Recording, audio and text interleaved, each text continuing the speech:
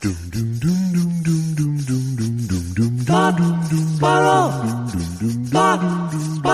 2 Jews, 2 mics, 2 hours, starting now. Are we on? We are on. Oh, that's nice. Oh, God, was that Adam Sandler? Oh, that's nice. I just want to start off today talking about something we talked about at the pre-meeting earlier this morning. Yeah. You have twice said, relayed the anecdote. Hello? Here comes the grudge. Here comes the grudge. You have twice, in more ways than you're ever going to realize, my friend. In more ways, my friend. You know, you're not a friend if I say my friend.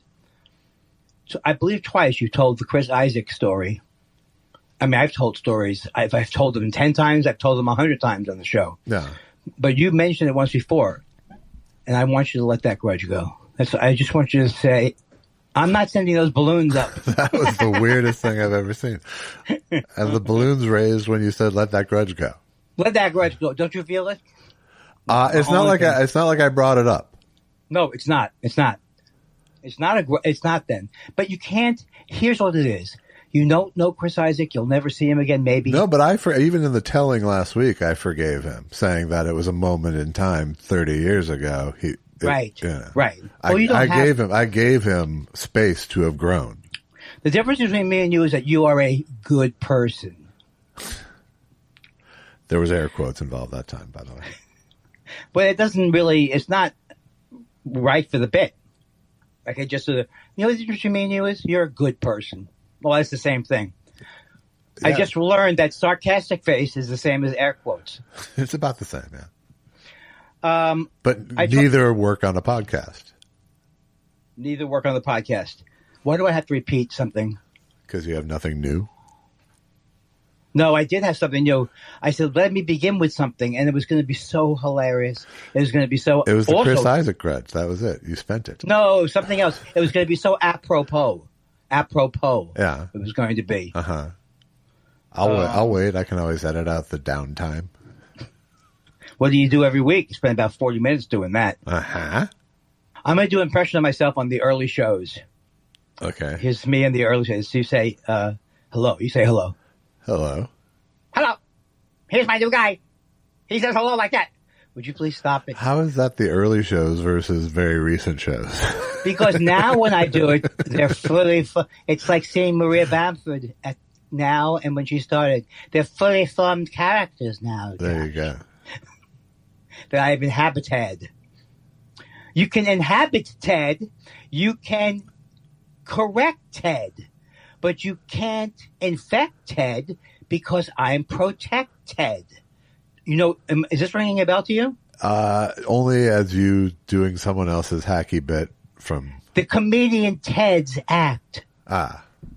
Where he built a bit along the lines of words that end with ED. There's many TED, words. I think. TED. Sorry.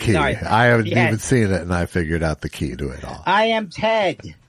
and I already blew it. I was going to go Intrepid. Yeah. No, see, it's not as easy. He spent the notebook time. You didn't. You know. Well, look, I'm not giving any rumors about anything, and I wish him the best. But he is the guy, and this is a rumor. This is a thing. I heard it. Maybe I should repeat it to you.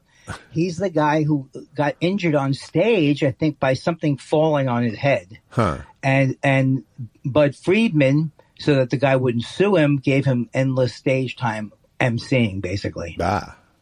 So that's the rumor. That's worth its weight in gold. Gold Ted. You can't respect Ted if you're injected. See?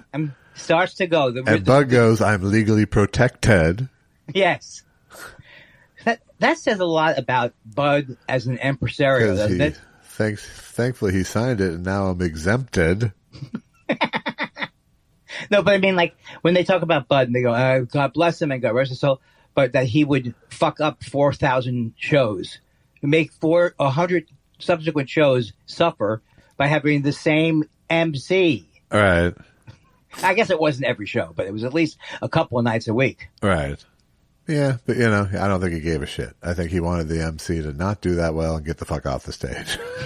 That was his first mistake when he went to that format. Yeah. And by the way, if you're Zoe Friedman, don't listen to this episode. I don't want you to hear me say stuff about, here's me, here's my, what is that, like egomaniacal? I know Zoe listens. Yeah. I know. Solipsistic. And by the way, I think it's downright solipsistic. It is solipsistic. What's the difference between solipsistic and somnambulism? A great deal, quite a bit. I know. I'm tired of playing the dumb guy. And I'm tired of playing the dumb guy even when it's not called for. You got to stay sharp, so to speak. I got to stay sharp in these things. Oh, boy. I had so many things to tell you, but I don't know what to do. Oh, I have to. Here could be good. Here's my to-do list. I have to renew my driver's license. Who's with me on this? Do you have to go in personally for this one? They say don't go in personally, but what if I want a real ID? But they always say that to you. I want a real ID. I want a real ID. Then you got to go in. Even though I have a passport, but Susan has convinced me that eventually I'm not going to always want to bring my passport everywhere. You're not going to want to, no. Right. So get a real ID. So that means I have to. So they're saying don't go in, but really what they're saying is you have to go in. Maybe that is what they're saying. Oh, God. Maybe you are reading the municipal subtext. What's more boring than going to the DMV? Hearing an anecdote about going to the DMV. Yes. Historically, that is the case. Right. And not only half the bit. The other bit is, how do I do it online?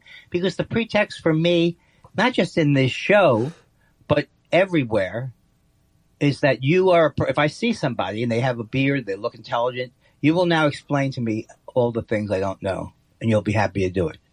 Yeah. Yes, maybe if you didn't have glasses, maybe if you had a dumb and dumberer feel to you, yeah. But you could come off like a professor. And a guy like me is going to go, what do you think? How did they come up with, because I didn't have you remember when you were a kid and go, why is the sky blue? You know how they go, because of this and that. My mother says, shut the fuck up. Which is weird for the 50s. It really is. Hey, but she was ahead of her time. Hey, Mommy, why is the sky blue? I don't, look, I told you I'm severely depressed. I'm 4, Mommy, I'm 4. If I wasn't a Quaker. She wasn't a Quaker then. I know. Can you imagine a Quaker saying that as a Quaker parent? Oh, God damn it. If I wasn't a Quaker, bang, zoom. In that case, it's more like saying, if I wasn't a peaceful man. Yes. I watched, we were talking about Altamont and Woodstock last week. Right. And their ultimate meaninglessness as far as I'm concerned. And I saw yet another self-aggrandizing rock festival doc this weekend about the Revival 69, the thing that John Lennon premiered the Plastic Ono Band at. Are we going to now have every failed concert is now going to be on YouTube? But it's always the same story, of just like, it wasn't going to work, then it worked. Because when you make the concert promoter the hero of your story, it's not a good story. Did you watch it? I did, yeah. And what was give me the premise? Well, the premise is some guys put on a fucking concert. That's the real premise. But it was the concert where, their premise is it's the concert that changed the world because it's what made John Lennon want to leave the Beatles. Oh, I see. Yeah. I see. Is that true, though? And the suspense was whether or not Lennon would actually show up, kind of. But it was it was a revival. It was like Little Richard, Chuck Berry, Jerry Lee Lewis, Gene, what's his face? Gene Simmons. Yeah, Simmons, thank you. Gene Tierney, ladies and gentlemen. And like Alice, Gene Rayburn, Alice Cooper, the Doors got added because the rock and roll so. But no one died though. No one died. There was no violence. It was Canadians. It was all Canadians. And they brought like Kim Fowley and Rodney Bingenheimer up to be hype men for it, and both awful men. Really, awful men. Sounds terrible. It brings back memories of a time that never was. When I liked Rodney on the Rock for 10 minutes. Yeah, he's such a creep, that fucking guy. I know. Man. I know, but you know what? Allow me to have look. There was a time period when Rodney on The Rock, I would put him with Dr. Demento. I have to separate those people. You know, if in terms of, you know, pop culture figures of that flavor, he's one of them. But what did he he bring to the table? He brought a lot of underage girls. I personally know someone who lived with him when she was 14. So this isn't even talking out of school. So I'm very disturbed to find out that a 14-year-old tried to report something to you and you did nothing. But he just insinuated himself into these rock and roll scenes both by being a DJ, of course, but by also like bringing girls to the table. You know, right? Like when Michael DeBar's band Silverhead showed up in L.A., Rodney showed up at the airport with a caravan of young girls and took them all the way to the Hyatt House. You know, and oh my! So it's like. Wait, Rodney did? It was Rodney? Rodney did, yeah. Yeah. Well, how old was he? He was only, at that point, he was like 70. He was no... That's right, it was young Rodney. He was young Rodney. It sounds like evil Rodney Dangerfield. He's evil Rodney something. I don't know. But Michael, you had an opportunity to make a movie and interview people who really, in many ways, have seen it all. Yes. On a certain level, you know? Mrs. Pamela... DeBar, seen it all. And is mentioned in all of these wonderful, not in a bad way, is mentioned in all of these recent things that I'm concentrating on in my field of, I have a new field of expertise. Yeah. The 6 days. That's right. When did this, here's the first episode. You might think the 60s ended on December 31st, 1969. In what sense you would be right? And yet, scroll back a month. And now, because it's a podcast, do that thing in the documentaries where you see something scroll back. The timeline scroll, yeah. Like a train goes backwards. Yes. It's you know, something funny. Like, I have a funny thing. Wouldn't that be funny if I did an actual thing like that? No. It's the funniest time it ever was right a couple of seconds ago, and that's all it needs to be. The latest trend that is just pissing me off in docs right now, and it's the thing about docs is it's worse than the COVID virus in terms of things becoming just the norm in docs. You know, like the showing them sitting down into their seat in the shot before they start talking. And it's all played out. Yeah. You chose to draw attention to it. You have to eliminate it now. You chose to make a big shtick out of it. Yeah, and now it's when you're showing any kind of archival footage, they use the bad film sprocket. What is that sprocket? Why do I have to have that sprocket? It's meant to imply the sprocket of film. Oh, but there's nothing. It's all digital. It's all digital. It's this bad fucking effect that everyone is clicking on. It's like old, scratchy black and white thing. So, this doc, I want to say that they also, like, if you go onto any... What doc are you talking about? The doc was maybe that's not where we were. Maybe we were still talking. Maybe I was still talking about the John Lennon documentary. You know, here is how much I love myself, or don't hate myself, equals my ability to be more in the moment, have a good time. But I think that's a lot about just doing a podcast. If you had told me, no matter what it was, well, you're going to get comfortable with the podcast, it wouldn't have mattered. Yeah. It wouldn't have mattered. You still have to go through the growing pains. And I'm not trying to do this like this is the inside of what part of you thinks we've arrived at some magic formula? I think we have. But this is what's going to jinx it. I think that I have.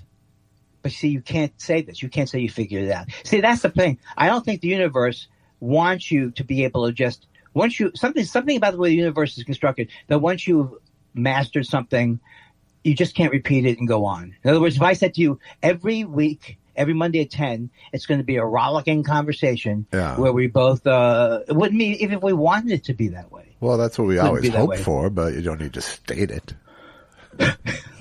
Look, I'm so high on the Mets and the Jets. Yeah. Once again, you're a good person today. And that was so good. Did we mention that in the show? You did, yeah. Okay. And I think your Vikings went crazy. They did. They're 3-0 now. Oh my god! But you know what Vikings fans don't do? Get too excited. Yeah, but you see, we had a friend, Steve. Do you know Steve Whitting? Why am I name dropping? But I was not, as far as I'm concerned. Okay, he's a very funny actor, but I was so proud of myself because I saw him. He's friends with Justin Bateman. That I knew going in. He's good friends with Justin Bateman. Yeah. So then they show them in the crowd talking at the Mets game. On the there's the what was the show that they would most talk about him? Arrested Development. Yeah. And Steve said to me, he knows for a fact that no one ever said who he was. There was a couple of things like that. It's Steve. Here, look at Jason Bateman with his friend. But I was able to see, and he was turned away from me.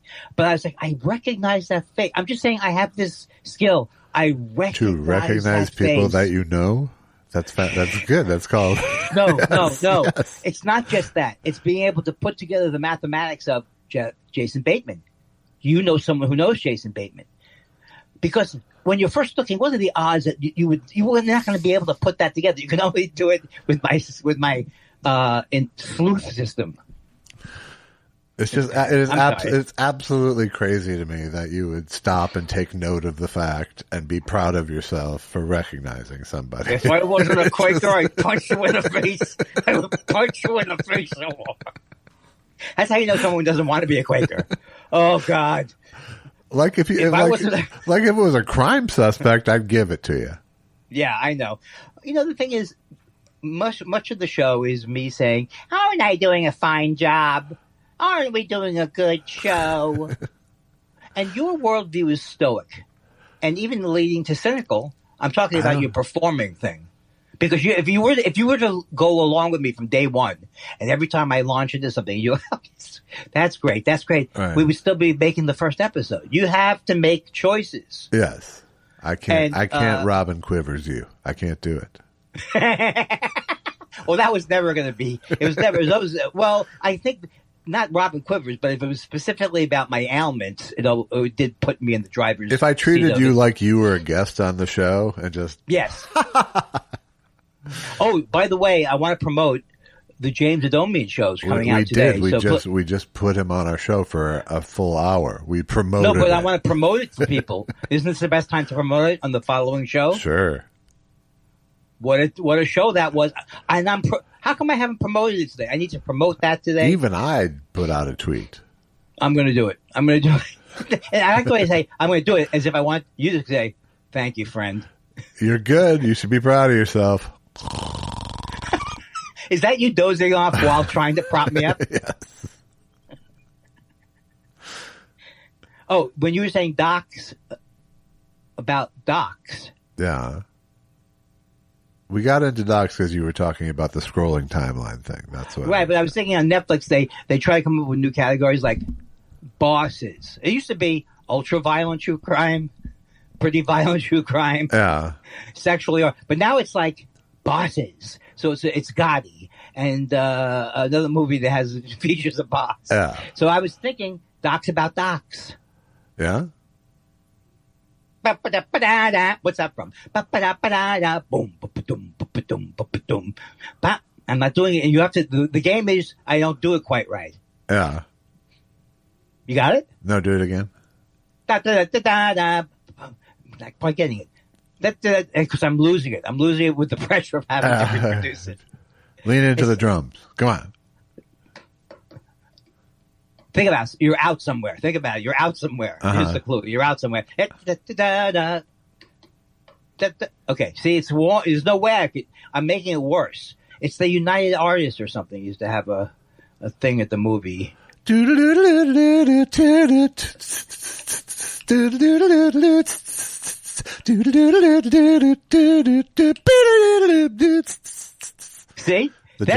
Are you talking about that? The General Cinema? Yes. Now, why would I call it United Artists? Well, No, it was General Cinema. Yeah. So it was actually produced by the General Cinema people? Yes, it was the General Cinema welcome to the show kind of music. I just want people to know that I purposely said cinema. And there's one part that goes, but you got it. See, here's the thing is interesting to me. I'm in so many ways, people say I'm the greatest, not impressionist, but that I gather the soul, I can connect the soul. And this is without really ever properly hearing anything. You are able to hear things and reproduce them. But my skill is more coming afterwards, coming after the art has been produced and adding on. I'm sorry about this. I thought I was doing good to that last sentence. That was good. It was all right. And now we know you can recognize faces and sounds. Okay, I really like to send the balloons up on that. Nope, can't do it. Can't do it. Okay, let's regroup in some way. All right. There's no reason why we have to panic because I did a bit about like I was at a pause. That's fool's gold. Fuckface. Fuckface. You know, I've been spreading out fuckface. I'm trying to get it into the popular domain. Yeah. And the more I say it to people within a conversation, I don't call them fuckface. Yeah. But I do it in the thing of like, hey, fuckface. People see, is a certain like, it feels love like to it feels like the big gun. It feels like you're bringing out the big guns with fuckface. No matter how much you soft sell it. Are you saying that Steve Allen would say, and that you know what happens then you have to up the ante, and that's why that kind of comedy is dangerous. Well, how did he end up hating the very comedy that he supported? It's hard to know. It's hard to know how he. It's not like he liked Gilder and Strata, or he liked old hacky groups. He liked edgy comic. He liked himself, right? And then, period. And then when he was getting booked less, he liked no one. I can't get over this time that they at the Comic Shop Live they pranked me and had me call Steve Allen. Oh yeah, and it was like Steve Allen's office. Yes, I'm returning Steve Allen's call. Then I realized it and hung up.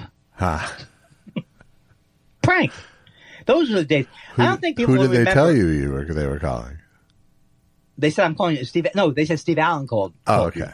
And then they gave me the number of the office of Steve Allen. Yeah, which I think is right down the street. Back in the day. Yeah, I was at Comic Strip Live, and so I called that number, Steve Allen's office, and then I realized when they said Steve Allen's office. Yeah, I think it started to sink in. A light went on. No, actually, that's when my stomach kind of drops. Yeah, you know, that type of like, what have I done? Well, you dialed Steve Allen. Steve Allen. Well, also just the fact that you don't expect it to happen. Oh, wait a second. Why would I call back? I don't even understand where I was going with it. I don't know. If you were calling back thinking it was Steve Allen, and then they answered Steve Allen's office, why would that be the panic point? Once again, is there like a panel workshop I can take? Because these stories could be good if I ever did panel again. But I have to. I'm missing something from the original story now, I think. But it was hilarious. That's what we'll be doing at the home. But it was hilarious. When they say do impressions, they don't mean like impressionism. Whoa. That's one of my jokes. Do you know that Matisse? So you half remember. Matisse, before he would start painting, he goes, do you people like impressionism? It's one of my classic bits. Yeah. Josh. Sounds Catskill fresh. But that's what I do. I stand the Catskills on its ear. I'm so hacky, I'm funny. Something like that. Yeah. So here's the thing I wanted to say about Altamont is that if you don't want, I'm telling people, I really highly recommend the audiobook. This guy, Joel Selvin, he's excellent. But if you don't want to be very angry at the Rolling Stones, don't listen to the book. That will make, because the Rolling Stones really kind of, if there is a group of monsters besides the Hells Angels who contributed, it was the Rolling Stones wanting to have a Woodstock, making a deal with the Maisel brothers. We want to get this out before Woodstock, the movie. That's how the movie was made. Oh, yeah. Yeah. We want to get it out before. and we want to put a free concert. We also want to get some of that Jefferson Airplane, Grateful Dead cred. Sure. And so, look, you can take everything with a grain of salt, but the way he describes Mick Jagger is this very haughty, obviously brilliant person. Because even this thing, I started to watch Give Me Shelter again, and it's like. But he's sort of personality-less in Give Me Shelter, almost. No, I'm talking about Mick Jagger as a whole thing. Yeah. I'm not talking about Mick Jagger in that movie. Yeah. Although some people argue that, I mean, in the book, he does make the point that when they were playing, is this song Give Me Shelter? Yeah. When they were playing that, they were Love Is Just a Shot Away, and that's that song. A rape, murder, that one. Rape. They really played like, I don't know why I say these things. They played like their lives, they played like their lives were. They played great, is the short way of saying. Under this pressure, there were times during that concert where they really did play. They used what was happening, and it made them better players. I'm not saying all of it, and I don't know how the Maisel brothers. I still know. But I also don't think that it's not like there was like mayhem in the audience for the whole show. It was just I know, but I didn't realize that. I thought there was mayhem in the audience. No, it was an incident that exploded in the front of the crowd. Right, but there were Hell's Angels beating up people all day. Yeah, all day. They were not being conscientious security folk. But the point is, the Rolling Stones' ego got the best of them. Here's what he says. Of course, it's easier for me to like how he ends up because I love the Grateful Dead. So I'm rooting for them as opposed to the Rolling Stones. But he says the Grateful Dead were really chastened by it. It totally changed their whole approach to everything. That's when they came out with their two best albums, was Working Man's Dead and American Beauty in 1970. Yeah. But they really felt horrible about it. They didn't like that they were the people who recommended the Hells Angels. Whereas the Rolling Stones had no sense of any kind of, they never contacted the guy who was killed, Yeah. So it was just like, and the way he talks about the Grateful Dead, that they have meetings and the way they were actually run kind of helped them, get through this thing. Right. But the only difference is they had to live in San Francisco after the incident and the Stones didn't. Well, they also didn't play that night. Didn't they? It was dead. No, they decided not to play. Oh, okay. Good for them. And so that was also, they said these vibes are too horrible. I don't know if they said that specifically, that the vibes were horrible. But, I believe you that vibes were mentioned. Yes. And, it's easy to look outside of this and go, how do you ever, you have to summon the 60s where even someone like Hunter Thompson was, not glorifying the Hells Angels, but kind of like celebrate. I mean, yeah, sure. No, glorifying, I think, is right. And so, but you also can't say that some of these Hells Angels were, if not totally evil, but some of them were trying to be good. Some of them liked music. So it was like, right. Who's the head of the thing? He, not Bill Hager. Well, there were bikers involved in the Toronto thing too. Yeah, but they weren't. Was it the Hells Angels? No, but it was bikers because they had enlisted like 80 bikers to make a caravan for John Lennon from the airport to the venue. Basically, the same thing as Rodney would do. I'm sorry to derail you. Go ahead. I know you didn't derail me, but I feel like, why can't I listen while I'm talking? Why can't I just listen to what Josh is bringing to the table? What happened to little Andy? Okay, now you derailed you. Now I derailed. Now it's not my fault. All right, so.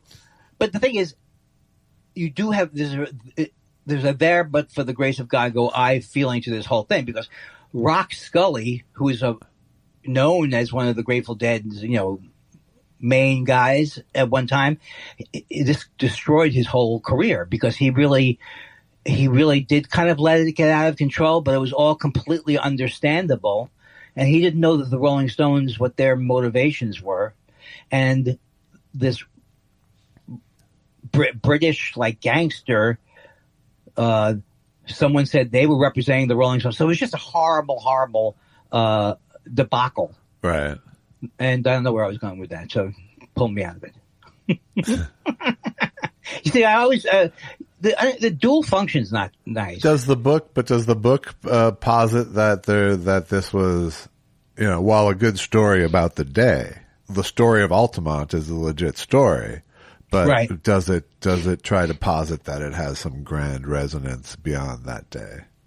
No, I think it's just fully. What it says is like, as a journalist, he's saying it became an obsession. It became a national obsession, and this film became a national obsession. People didn't realize that Jagger was making money from the film because he kept saying, "We're going to give a free concert." Right. So, which Woodstock wasn't, by the way, until it had to become one. Right. For 3,000. So, what did you ask me? I didn't ask you anything.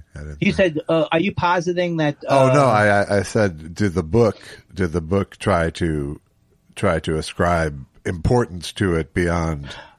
Yeah, and the only way that it did was his book, which he came out with, and so I got into him from Drummers and Demons, the book about Jim Gordon. This book that he wrote was written about 2014. He felt it was important that all the people who were killed that day, that their stories were told, because it really was a tremendous tragedy. Like, how many people were killed? Well, I think I thought it was just one person was killed. No, it's like five or six because of the concert. So in other words, somebody's driving away on acid at 200 miles an hour and knocks a car into this other car. Two of the three people die. The one person he interviews he gets the story from the one person who survived that. Uh-huh. So he details there were, I think it's 5 or 6 people, but there were also people who had the worst drug experiences, and it was like it was a huge debacle. But he's not saying I'm writing this book about this. It was a huge bummer, man. He's like saying, like, I guess what I'm saying about it is, which I don't think it's hard for me to convey. It's like, I still feel like I'm a child of the Woodstock generation, that myths are good as long as you know they're myths. So when I'm watching Richie Havens sing and I'm getting into it, that's really all you can really take away from it on your own. That was a great performance, Jimi Hendrix doing this, but the other stuff that you attach to it is like I don't know what I was saying. God damn it! I'm sober. I've been sober for 4 days, 3 days. 2 days, a day, a couple of the longest hours of my life. I just smoked before. But what he's saying is that he's reporting about how it played out, and that all the ways. What I'm saying is there's something beautiful about Woodstock, as little Andy Kindler got from it. It doesn't matter if it was real. Right. That's all I'm saying. Okay. And so, but here's, that my question, I guess, then is, if that's the case, what is that? What did little Andy Kindler, what possibility did you believe existed because of this concert? Well, it wasn't just that concert, but I think that was the first concert I saw that was a concert film, maybe. Probably. I mean, there was like festival before that and stuff like that. Okay, well, it's interesting because what I wanted to do, what I was doing then and what I feel about it now is different, because what I was feeling about it then was, like I was saying, soaking it in. Jimi Hendrix, the Cream. I was just soaking the stuff in. This was the Torah. This was the Bible. This is what I was hearing. So, which, by the way, totally cool for a teenager. No, it helps. Yeah. And in fact, just like, if I didn't fall in love with Jim Croce, I wouldn't have fallen in love. It was like part of falling in love with music, with me falling in love with Jim Croce. And the more I want to become the guy who's like Dennis Millering, my earlier self, nice taste there, blood, sweat, and tears. Right. You have to accept yourself that you were still developing younger, right? So what I'm saying is, what I get from it is what I actually think I get from singing after all these years is, you sing, you are seeing people perform, and you're actually getting high from their performance. Uh-huh. But in addition, they're showing you how you can get high. But you take it as, I want to be a rock star. I'm going to be a rock star. I'm going to be a rock star. Right. So I just took it like I'm going to be John Lennon. I'm going to be the Beatles. I'm going to be, that was. And the other side said, you're not going to be anything. You're fucking a failure. You're not half as smart as your father. Maybe a quarter as smart as your sister and brother. And then the other side's like, I'm Bob Dylan. Hello. Right. Well, and I don't think, I mean, the anti-voices are very prominent in your head, but right. But I think that's a sort of common I agree with artist you 100%. profile, you know. I agree with you 100%. You know, but you see, you can tweak the story any number of ways, but nonetheless, it's still both Messiah syndrome and imposter syndrome side by side. You know, what you're saying is exactly right, but I think what you're saying is like in a therapeutic way. I used to like take from that experience that I want to be John. I want to be John Lennon. I want to be these people, and I wasn't satisfied. In other words, like I wasn't satisfied. Like I couldn't be part of that group. Right. So that's the kind of bummer of it when you're a little kid or something like that. That you don't fully understand that if you're letting your excitement get into all these other issues that don't matter. You know? Right. I mean, maybe they matter in the fact that maybe it did help that I pretended to be Willie Mays for 3 or 4 years. I pretended to be put on these baseball games in my backyard. And I remember liking it. Then I remember not liking it. Right. You know? Yeah. And again, I think that's how kids play. Yes. You know, I was the $6 million man sometimes going but, not now, though. Not now. The thing with you, though, is that it feels like you still want the approval of some imaginary 25-year-old musician with a really strong opinion of stuff.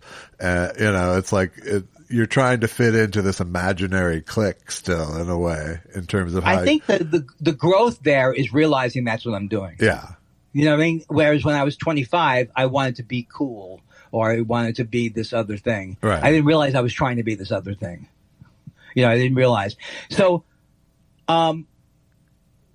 yeah. And so, but the thing is like, if I wasn't, again, it's the theory of that my life is the center of the universe. Everybody was 12. Everybody saw Kennedy. Everybody saw JFK be killed. Everybody saw RFK be murdered. Everybody heard about Martin Luther King. Many people don't remember that was within 3 months. No, not the JFK part. Dig it. So the thing is, I, for a long time in my life, could cry just thinking about the Kennedy assassination. Yeah. Right? And so I think it's like, as you... do you want to try again? You want to try now? You know what? I'm immune from it. But for many years, if I talked about John Lennon, like I'm over it, I wasn't over it. I would immediately, I could feel the pit of my stomach go and then really buy into we're doomed as a nation. Reagan's in, all of this stuff. So I think I'm saying to people, one thing to look forward to when you get older, and if you integrate these things, you can understand more about you can be happier. Because I think part of my happiness has always been based on OCD stuff. How will I be happy when I die? Will I be happy? It's all of this projected anxiety, anticipatory anxiety disorder. Whereas, and I always thought, well, that's just real. I am going to be the guy on my deathbed going, I don't want to be on my deathbed. Get me off of this goddamn deathbed. But the truth is, as I've gotten older... Can I try a death chair? Deathbed. What if it really was a deathbed? It was a bed that killed you. I say stay up. Have some coffee. Why do they call it death? Shouldn't they just call it how my act sounds sometimes? Who are these? Who are these voices in my head that made me do a movie about cereal? Sorry, my dog. Don't worry. I know. This is how secure I am. I enjoy doing that bit, but I will ask you to listen to that. I'll hear it. I know, but a lot of times... I heard the Seinfeld in the background, but I also... Yeah, but in the early days, I would do a monologue until you got back, thinking you were really going to listen to this whole fucking stupid thing. So you got to you, he goes, oh, he's going to love to add this. Josh just went down to see if his dog is okay. I'm talking as if I'm still talking. I didn't actually leave. I just took one earphone out just to hear what the dogs are No. doing. I'm saying that, I'm saying throughout the years. Oh, I see. Throughout I the see, years. yes. On maybe a test show 150. I always listen just in case. And then clip. Well, the thing is, I have to avoid the smack, right? Yeah, you do. I don't do as much smacking, right? Yeah, there's still a lot of smacking. Oh, my God. Josh wants me to be self-conscious to the point where I'm a puppet. Right? I do. Skiddly-dee-doo-doo. Here's the strings, and I'm going, Andy, don't tell that anecdote. It's so stupid. So ridiculous. No, the thing is, I'm saying when I tell these stories, I'm hopefully, I get joy from relating early discomfort on this show. I get joy from it. Okay. So it's not really like I stay in that mode of still. I mean, yes, it's part of me that I want to be Bob Dylan. It's always be part of me, but that's not what drives. It's not what drives me. Yeah. What does drive Andy Kindler? You know what it is? What is it? I like I think Hart said it best. They didn't have kids, Hart. I don't know if they didn't have it as a group or just animals and didn't have it. But she didn't have kids, and she said the songs were her children. Huh. My jokes are my... the problem with that is they never leave. That's right. The jokes yes, it's terrible. I think you could be... you could start... You could know halfway through a metaphor that it sounds pretentious, right? Please, I'll name that pretension in a third of it. Do you see pretension when people say, well, "Let's go make memories"? Let's make memories. I see desperation more than pretension. It's good that you're able to making memories is the wish of someone who is thinking about their mortality.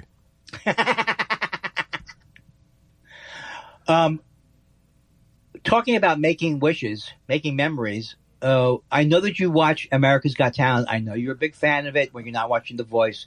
Who looks good this year? Who stands out?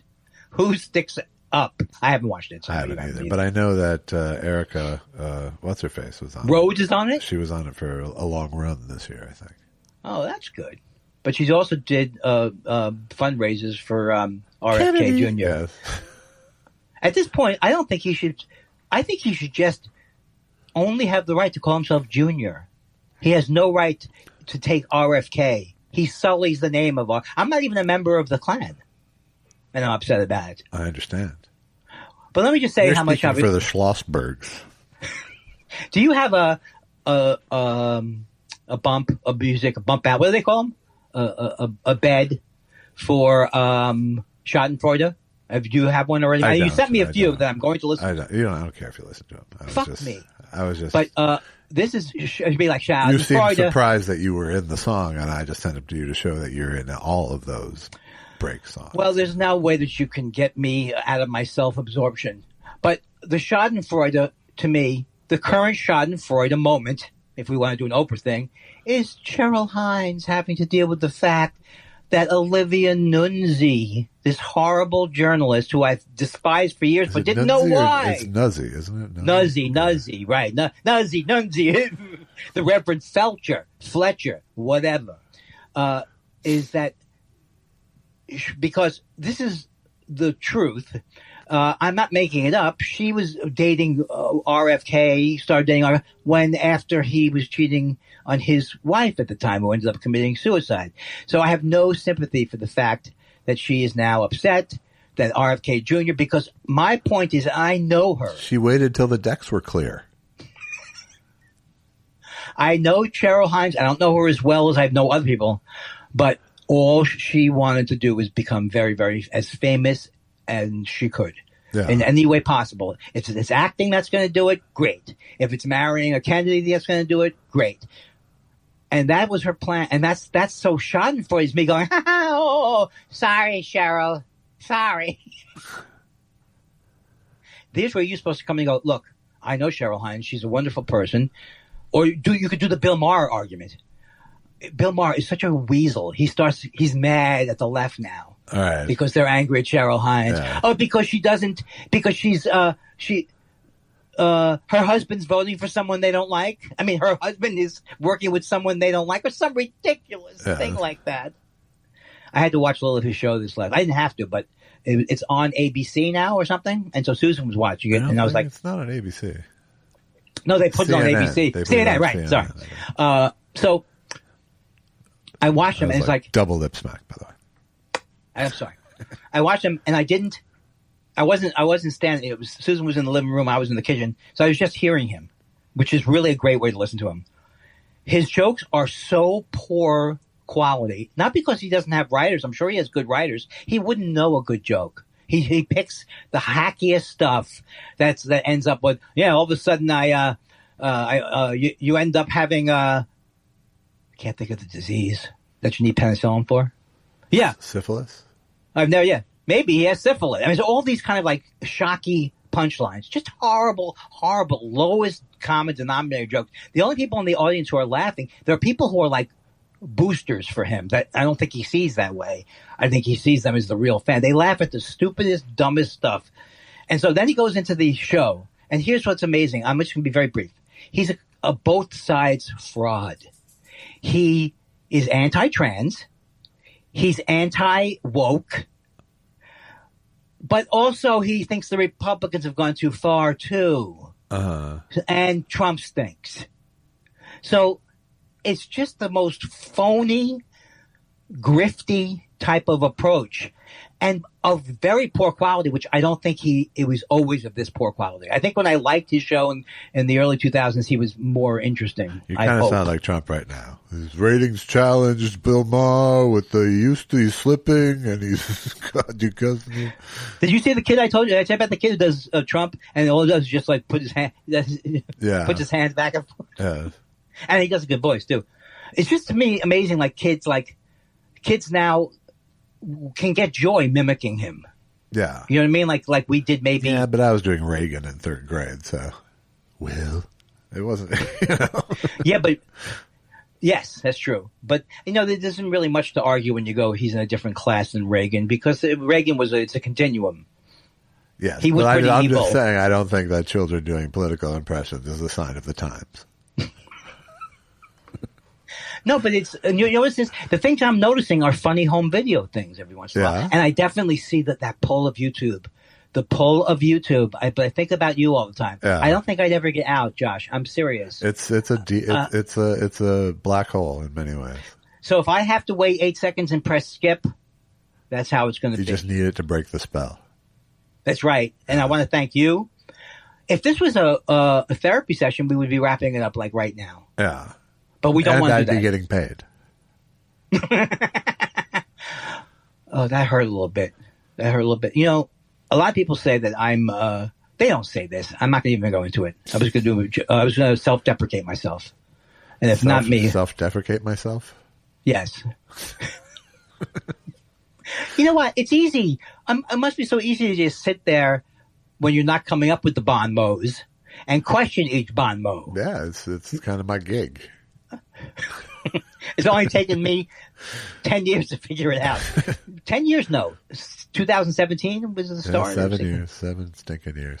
7 years. And let me tell you, folks, we are going on tour. Remember we started radio. Right after we broke the mirror? Catskill Fresh. I don't get the mirror. Really? Joke. You don't? Yeah. Yes. We've been doing the thing for 7 years. Until we broke the mirror. 7 years. We started right after we broke the mirror. You mean you should be saying something along the lines of Jean Paul Sartre? That's a very heady joke. It's not that. You're heady. saying that's not Catskillian. So no, it is. It's very it's more complex than the Catskills joke. I'll tell you that right now. All right. Well, thank you. You soft sell. You shortchange your ability to come up with comedy because it's easy for you. That's right. That's right.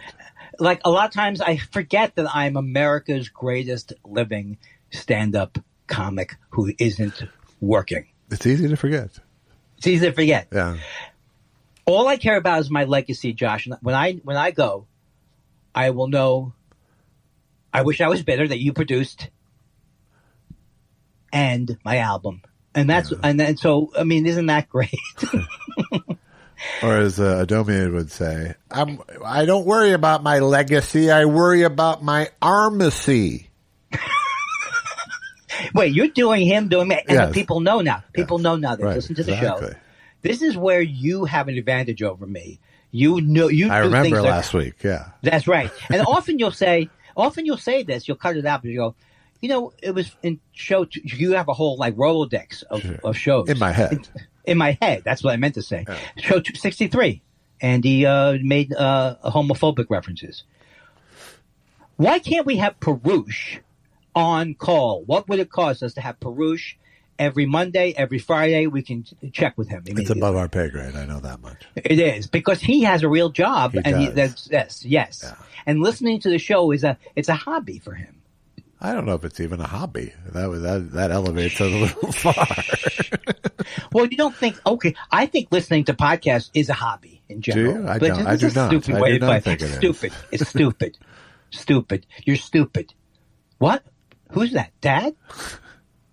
Didn't you say to me last Friday? Sounds like your dad was. I don't remember what you said. Sounds like your dad could be a little insulty or whatever. He was an insecure man and an unreasonable man. Yeah, he's an insecure man.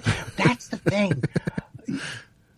I don't think I was ever comfortable or believed my dad was insecure. He was. Right? He was very insecure. I can Very tell you insecure. that. Yeah. Well, you're not in my therapy sessions. These are guesses. This is bonus time for your therapy session.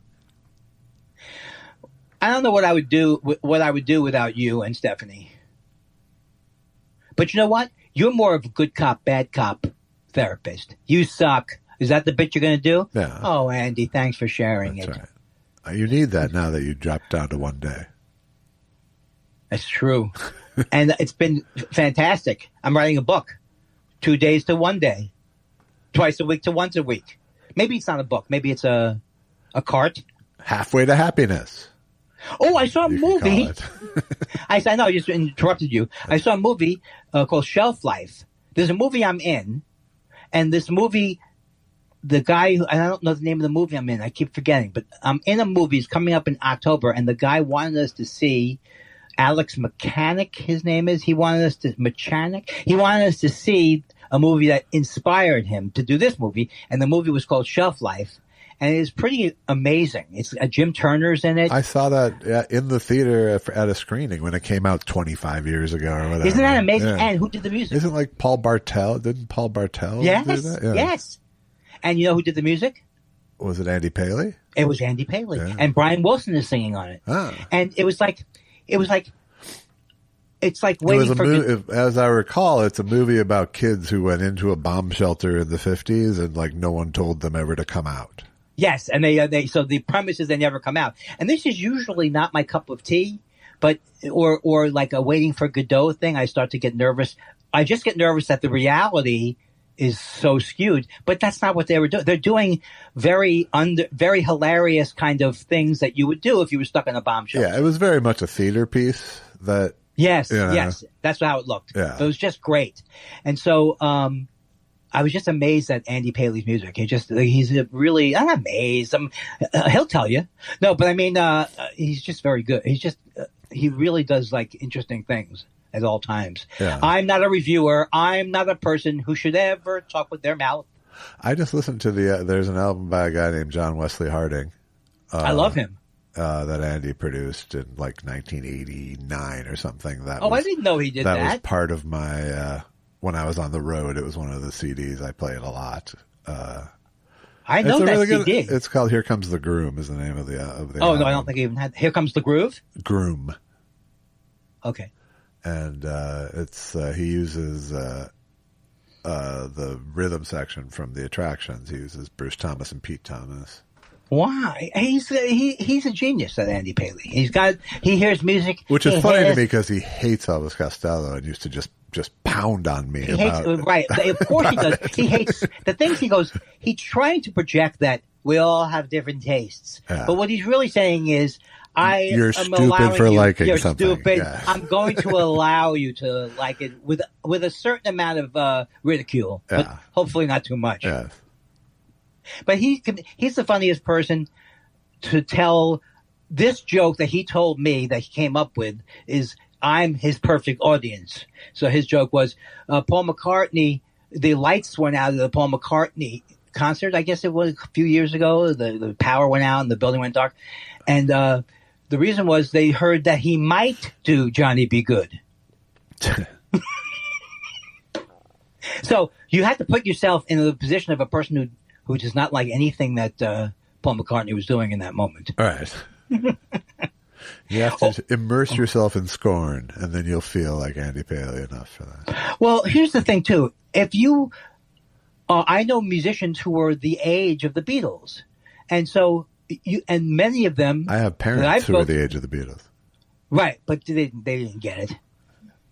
They liked the Beatles, were, but they were too old for the Beatles. My dad was born 26. Yes, he was too old. Yeah. My parents were born literally the same years as the Beatles.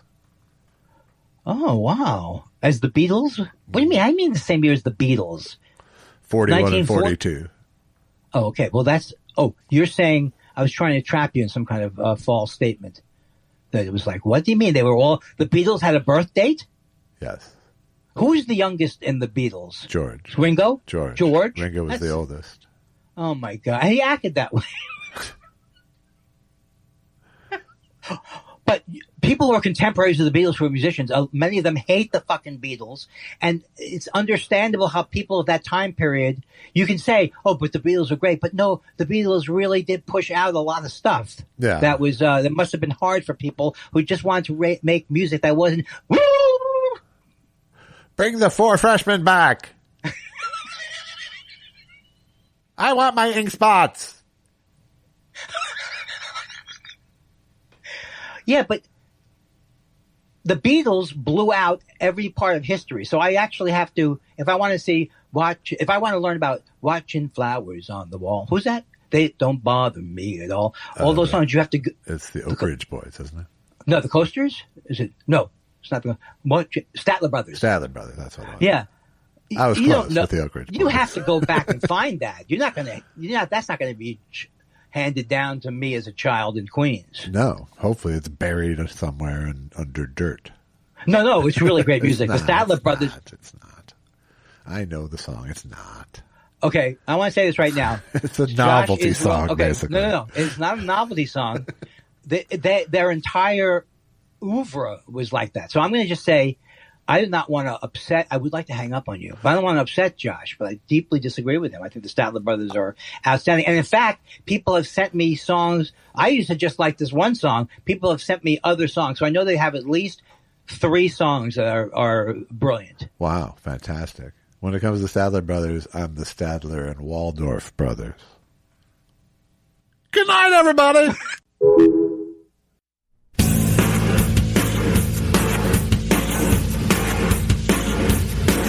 I think I'm giving up on my crusade. Wanna take all my dilemmas and make the lemonade. I'm tired of pulling threads that don't exist. Wanna come back down to earth now and give it a great big kiss. I think I've heard enough conspiracies. Peek through every keyhole. I don't wanna see dirty little fingerprints on diplomats and presidents. How can I come to your defense? You don't have the evidence.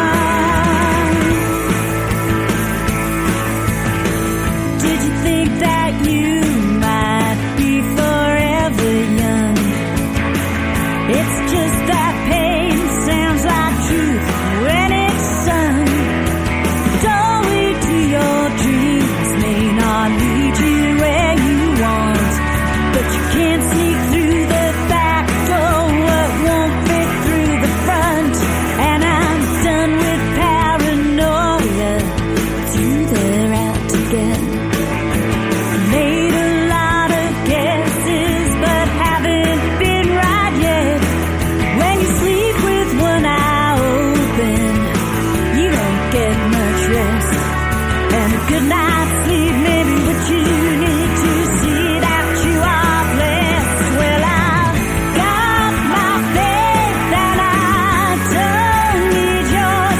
You're a revolutionary on an ordinary shore. Have you ever found what you're looking for?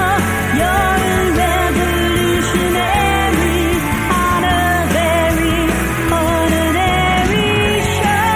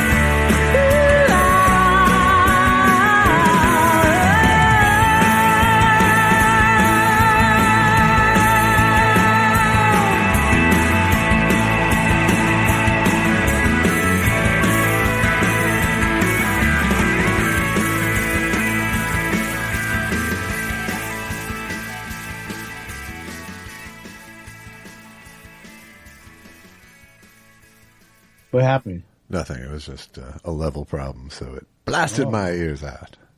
Right, but the level problem was, I'll tell you something, it wasn't with me, because I'm level-headed. Uh-huh. Huh? Good night, everybody. This is my voice. This would be what my voice would be like if I wasn't doing the show right now. It'd be like this guy. Hey, Dave. Hello, Dave. Why so sleepy, friend? Because it's really, it's not, it's early today. You know what I'm saying? As we head towards winter, 9:30 is like 8:30. I like the way Trump said, he's like Martin Luther King on steroids. Well, that means he's not Martin Luther King. Right. Yeah, right? he wasn't doing steroids. Well, he also wasn't, he was a peaceful man. He was like a powerful man, though. He was a powerful man of peace. Times two. This guy, look, he could kick Martin Luther King's ass. This guy, 2 out of 3. Hold on 1 sec. I got to go deal with something. Okay, sure. Do your thing. Do your thing. Boom.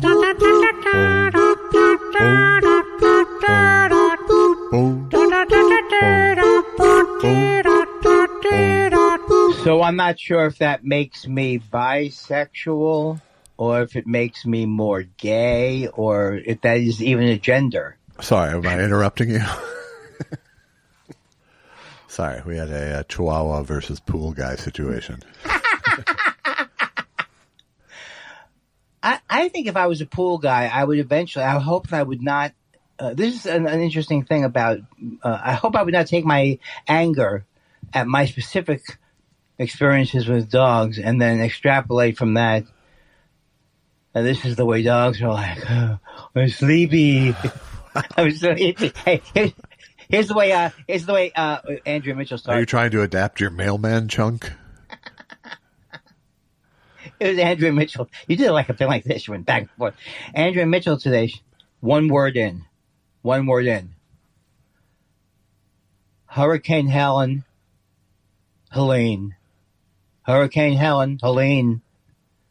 is landed down. But she started out with Hurricane Helene, and then she did the Trump thing. This Trump thing will do Hurricane Helene and Helene. Yes, he will. And Hurricane Helene. So it was like... and in some ways, Helen is worse. In some ways. In many ways, Helen is worse.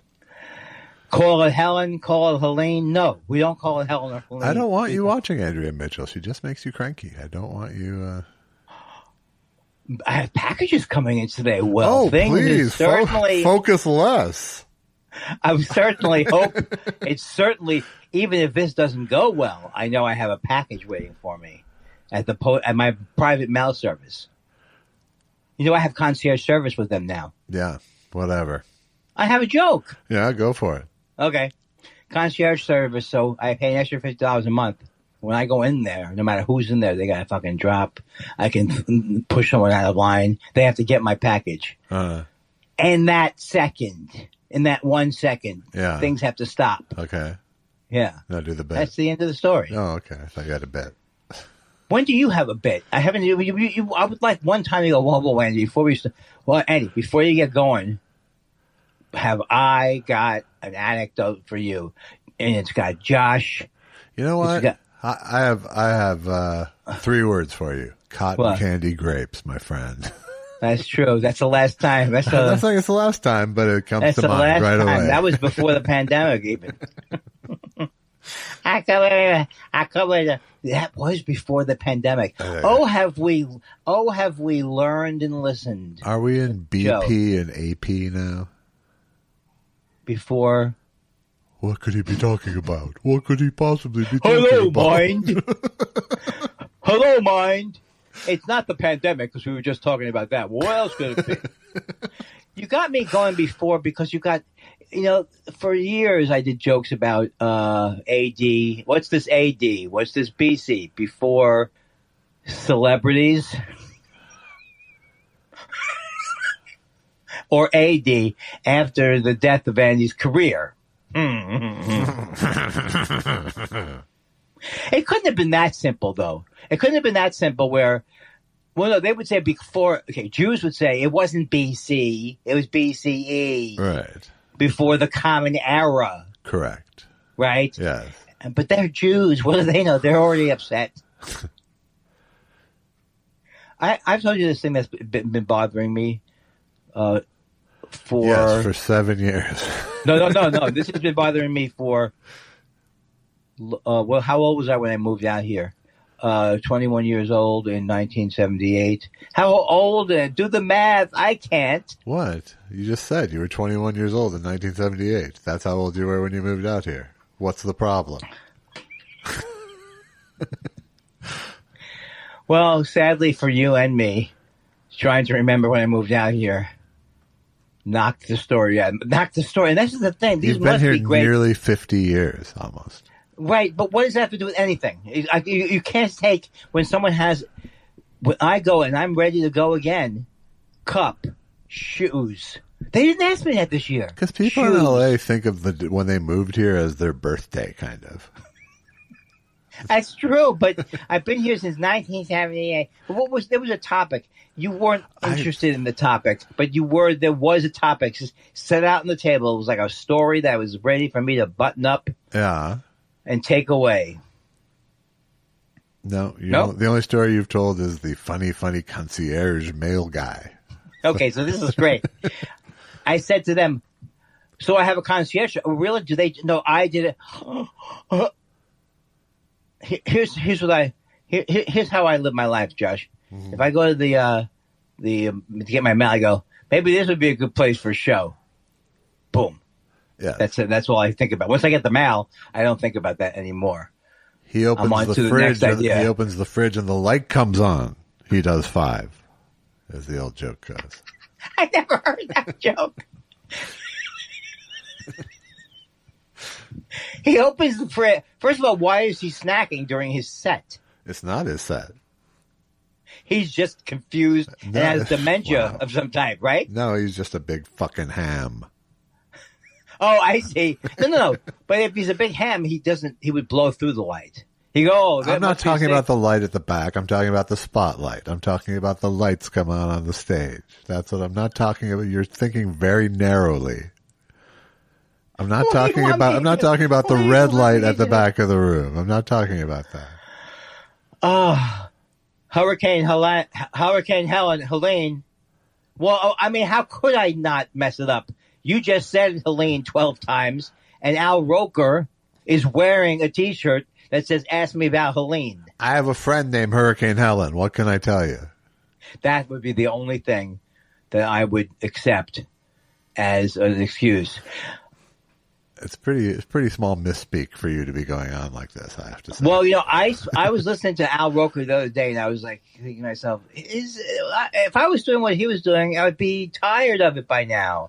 This is coming through this way. The other one's coming through that way. Look how it's worn him down, Al Roker.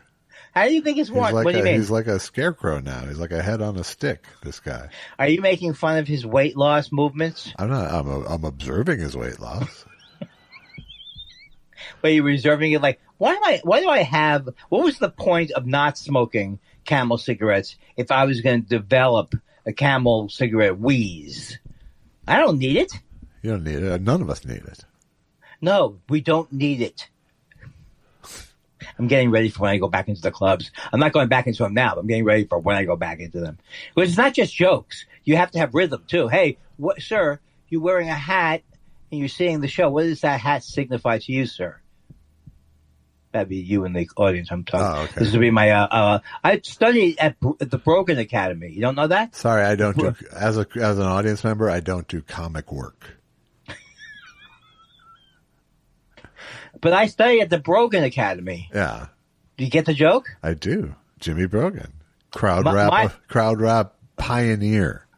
Right. My career is it used to be, oh, he's the bad boy of comedy. He's the bad boy talking about comedy you haven't heard about in 40 years. He's the bad boy who's still who's doing Bobby Slayton jokes. You know what I'm saying? The very crux, if that's the word, of my career was based on my send-me-ups. My send-me-ups and my put-downs of some of the popular celebrities of our day. Uh-huh. And what happened? I could make a meal out of J. What Leno. happened? A meal out of What happened? What happened was that I think something has to do with the aging. I'm not going to lie to you. I think the aging and the dot. I would say two things: aging and the doddering. The doddering. Yeah. Why do they have so many words? See, because the thing about you is you look younger, but you dodder older. That's true because I've been like that. I was like my dad. Oh, it's tough to be. My dad he already had hacky rhymes. It's tough to be old when you're battered and bold. All right. You've come up with a bad rhyme. He what are you concerned with? To be fair, he was a huge Nipsey Russell fan. One time online, I was like saying something about Morning Joe, and it was like a terrible observation. Like Morning Joe is over caffeinated and under something or other, and then Karen Kilgariff said, it's Nipsey Russell, ladies and gentlemen. I really could see how Nipsey Russellitis could take hold. Yes. Because there once was a man from Peru. I mean, he didn't do it quite like that. He didn't do limerick so much, no. First of all, you comment like you really know what he did. You only know slightly. You misadvertise. You misnumbered yourself. You were like, oh, what I'd like to do, based on my studies of clinical psychiatry, Andy, is I would like to delve further into your conditions. And the thing that we like to do called therapy. What's happening with the therapy? Boy, are you expert on that field, Josh? Well, of course. Andy, why would you pick me for? I'm the smart one, stupid. Hey, fuckface, I'm the smart one. Okay. You're in kind of a trance today, aren't you? It's not really. Well, no, here's the thing. It doesn't really matter who's on this side of the screen, does it? That's not true because you're still paying for the first incredible story I was going to tell. I've been here for 50 years. What could I be me? What could the great anecdote be? Now, Josh, you know I've been here 50 years. What could come after that? And so I came out here with a lot of Prop 13 material in 1978. Yeah. And then I switched into Son of Sam, more like a guy who more like a fucked up guy who likes dogs. In fact, I had a Son of Sam joke I just came up with 2 years ago. You know, I was the son of Sam Kindler, grandson of Sam. It gets better.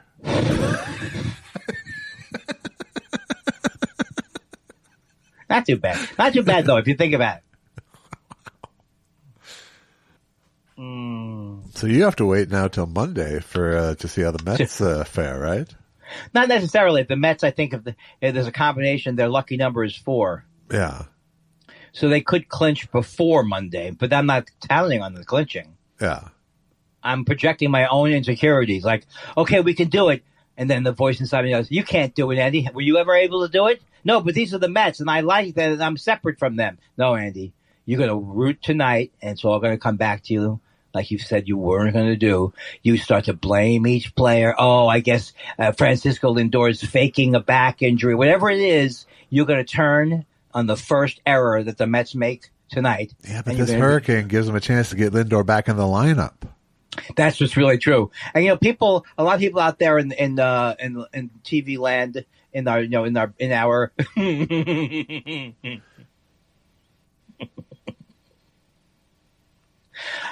I don't remember what the premise is. It the predicate that I'm forgetting, or the subject of the sentence? It's the context of the sentence itself. Whoa!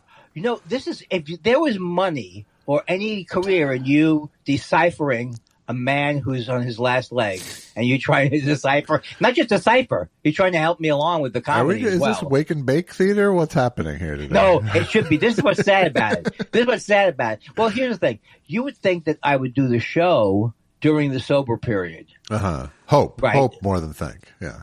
You would hope more than think. But I'm on the fourth day and ready to go into my 3-day fast. So... But it used to be like I would have the Banaka, I got more. I got some of this. I didn't even know what it was. Now it's Banaka spray. It's lotion, I think. Yeah, honey, the door. So, but you do have your weed spray at hand, which tells us something. Yeah, that's right.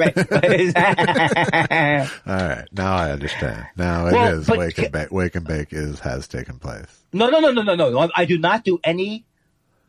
I don't do any. Oh, I do. I do this. I can do this. Yes. But what do you think that is? What do you think Wake and Bake is? I don't think you understand what I'm going through here. What day is today? Exactly. It's Monday. It's not Monday. Okay. No. I am completely confused today. I've been smoking pot for 3 days, and I didn't do it before the thing. But who cares? I'm dead anyway. My question is: have you seen the difference in anything in my behavior since I've cut back? Yeah, Mondays are better. They are. This is a guy. And they are. Why do you say Fridays are bad? Just because I opened up today? And you asked me. Do you see a difference, Dick? You asked me, are you a good person or not? I said you're not. Okay? I know, but it's a little harsh. You asked me. Yay on you as a person and a human being? Nay. Negativito. And you should rot in hell. You asked me. I asked you to rate me either way? Yes, you did ask me. And I'm so stupid. Not stupid.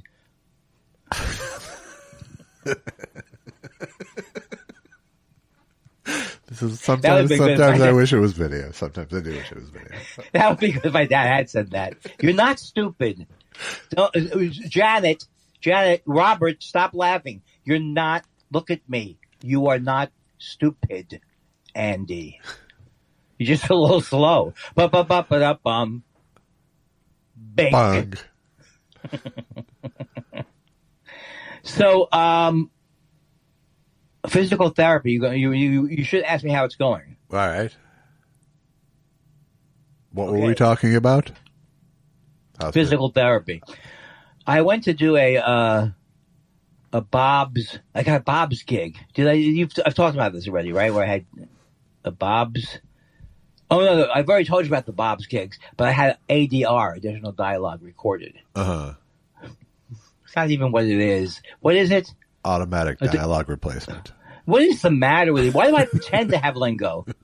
So, what was that? How did that relate? How does that fucking relate to what we're talking about? You went to do an ADR session. Okay, so I know I messed up with this. They give me all my physical therapy. The lady goes, "Okay, how about this day?" I go, "Yeah." I go, but what I'm doing like an idiot, not like an idiot, but like a Kindler, is at each date she gives me, I'm putting it feverishly into my little stupid Apple calendar, right? And then at the end of it, she goes, "Oh, I print out the whole thing for you anyway." She doesn't stop me from doing it while it's going on, right? So now, I totally missed appointment that I thought I had with my thumbs. Thought it was at 2:30, but it was at 11:30. So I go and they go, "You're supposed to be here." Okay, so now the other day I go, "Oh my god, I misread it again." I'm supposed to be there now. So I call up and I say, leave a message. "I can't make it. You got a last minute voiceover." "No, it did not come in Friday. It came in last minute. I could not have contacted you any sooner. This is the earliest." And then they were calling me to say that my very appointment that day, I shouldn't go because my coverage has run out. Ah. And that, as I knew, do you think there's growth in the fact that I knew that was a terrible story? I mean, like there was nothing there. I don't know. I don't know when you realized it.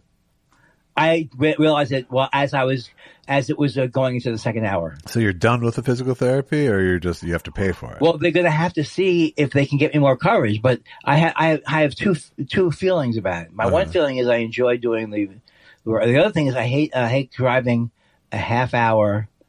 Well, not so much now in the heat, but I hate that half hour drive there. And then, but I do like the machines. I mean, I'd be one of these guys where if I built it, I go, hey, you know what, sweetie, let's build our own, and then not touch that for 4 years. Right. But I think that I might not need it anymore. Maybe. Yeah. I don't know. I'm willing to do it because I have excellent actor insurance. Yeah. In fact, they force you. I can force anybody in line in front of me to use their copay for my insurance. Wow, that's you how have good concierge health insurance? it is. I have concierge health insurance. And what that means is I call from the car and they come with a wheelchair. They come with a wheelchair. Yeah. But you're going to physical therapy. Do you want me to get hurt on the way in? Stupid. So I may not be going back again. But I'm not. Here's the thing, Josh. I'm not cured. You thought I was cured. But I'm not cured. But that Sarno book for 93% of the people who have my type of problem is a miracle book because it just tells you, oh, okay, I'm not going to worry about that. And so Susan and I were trying to figure a way that we could send the Sarno book to Francisco Lindor. It's all in your head, Francisco. Uh-huh. I don't know if you want to take some time before the playoffs it's in your head. But he has no structural damage, and he's wearing a funny thing that goes over here. So my point was, great. I'm great. Francisco Lindor could use this book, but I don't think he would read it right now. Probably not. I should get on one of those talk shows, the sports talk shows. Yeah, who's the guy we can't stand? I don't think it's the same. Likas. Oh, I guess Likas was never sports radio, was he? No. The only talk show not hosted by a felon. No. Oh, you won't remember that was his introduction. He was saying Rush had been arrested, and his the only show not hosted by a felon. No, just by a very boring, angry misogynist. If I wanted to get that, I elect Vance. All right. It's time for you to fucking step in. All right. Step into this divide. I got stuff.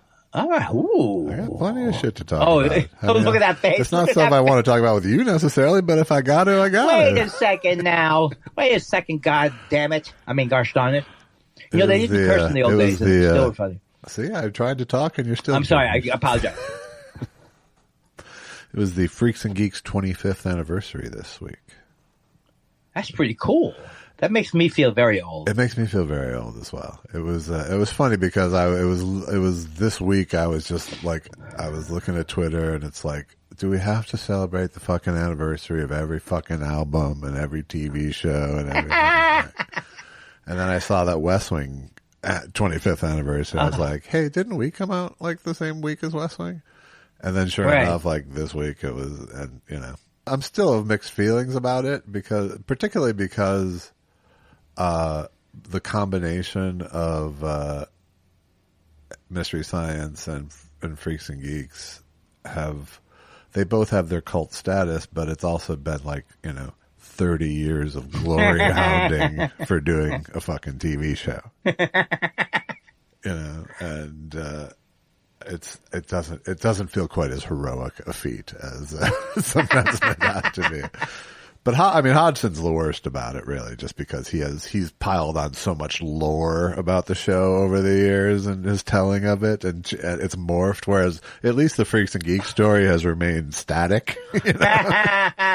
So it changes in terms of the origin story? The Does that origin change? story changes and morphs, and the whole, not just the origin story, but the decisions they made and why they made them, and and like, I definitely didn't come back into the story until Cinematic Titanic, really. Then I became very important again, Right, yeah. it's kind of fluid in that way of, So, Wow. So all of that sort of has, and plus I've done how many fucking panels where we tell the story, Yes. and it's just like, And aren't most of the but fans on the other hand- retired at this point? Most of the fans? No, Aren't not at most of Mystery the fans Science Theater. retired? No. No. There is a listening to this very show, we still have several. Oh, and that's right. Yes, right, stupid. I'm referring to myself because they remade the show a couple of years ago. Yeah, but there was also 200 episodes that people have been Still going crazy about rotating in their lives. Yes. It would be, it'd be harder. I used to make a joke about, I like Mary Tyler Moore too, but I don't rent out a big hall and dress up like Rhoda. Yeah. Let's go back to the Lou Grant table. I need another tie. And you couldn't do that with many shows. But you're missing my point, I think, which is I always do. It's like, first of all, I apologize. Yeah, I don't want to at all criticize the fandom of these things. I know, it's my fault. You know what I mean? It's more on there. the creator side of the, Yes. aren't we great factor of it all. Well, why don't you hold up a sign going, I'm going after Hodgson, stupid. Like flashcards. I wasn't going after Hodgson. I know you weren't. I was trying to bring my own negative take into your thing. I mean, I wasn't being complimentary to Hodgson, but I do, but it is part of what I'm talking about. I just think it's hard. But then, listen to me. Stop talking. Yeah.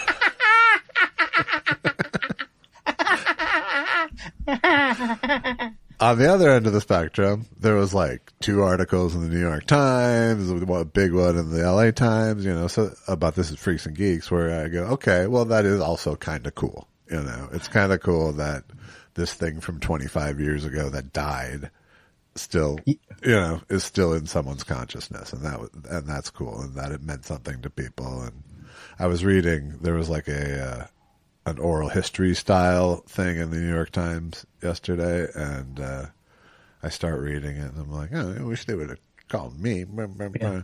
And I read about half a page, and there I am. And I was like, oh, that's right, they did call me. It was just a while ago. It's like Barney Frank looking at the end of every book to see if he's in the index, if he's between. It's like who? Barney Frank would always, before he'd read a book, he'd look in the back to see if he was in the index. Yeah. Between, I forgot the names he said, between Rockefeller and something, and it's just something that you check all the time. He was saying that he checked. Oh, God. I didn't mean to bring your story down. That's how bad things are on my end. I can't even. Yeah. Whoa. Yeah. I bet you could listen to others' stories. No. Got to tear them down and make them worse. But the thing is, I always assume that these shows like Doctor Who and sci-fi angle shows, because I was just thinking about this, how far back this craze goes. I've told this story before, but when I was a junior in college, James Doohickey, Dewey, doing Scotty. Yes. He came and gave a lecture about, not a lecture, a speech about the show. The turnout was unbelievable. This is 2 years after the show was off the air. Yeah. Or 3 years. It wasn't even like, and at one point he goes, someone said, will you come back if they do the movie? He goes, well, this show's going to have a captain or something like that, right? Uh-huh. I'm going to have to give her all she got. Isn't that what he said? Give her all you got, Scotty. Sure. And people went crazy. He probably used that line before about, well, but I'm saying that started then. I always thought it would be more with the sci-fi, but that wasn't, Mystery Science Theater wasn't sci-fi. It wasn't sci-fi. It was a total comedy show and a sort of pseudo sci-fi wrapper. Yeah. I feel that I want more mail. I watched Southern Charm, and he talks about mailbox money. I'm sure you've talked. He's not even in the biz in Southern Charm. He's a wealthy guy. Yeah, but he lives from mailbox money. Yeah, I don't know exactly how wealthy people. Well, I should know. Dividends, for example. Dividends, yeah, mailbox money. Yeah. So, and you used to go, I want F-U-C-K. I want fuck you, F-U-C-K money. No, I just said fuck you. I didn't. Oh, yeah, I want fuck you. You want fuck you money? No, it's fuck. I think I said it's my money, fuck you. It's true. Well, here's the thing that happened with that story that you told. I didn't, I was nice about it. Didn't listen, didn't absorb a thing. Right. I have to take the break that I take every time at this time when we and don't talk about it. And I'll be right back. Can't wake up. Wake up. Wake up.